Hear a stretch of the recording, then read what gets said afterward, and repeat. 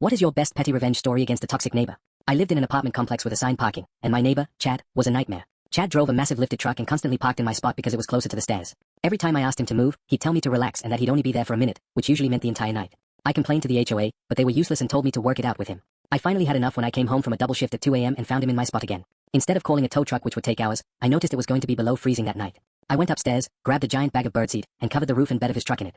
Then, I took a spray bottle of water and misted the seeds so they would freeze onto the metal. By 6 a.m., hundreds of pigeons and seagulls had descended on his truck. Because the seeds were frozen to the paint, the birds were pecking like crazy to get them off. When Chad finally came out to go to work, his truck was covered in scratches and more bird droppings than I have ever seen in my life. He was screaming and trying to shoo them away, but they just kept coming back for the frozen treats. He tried to blame me, but I just looked at him from my balcony and said, "Wow, nature is crazy, you should probably park somewhere else so they don't get used to the spot."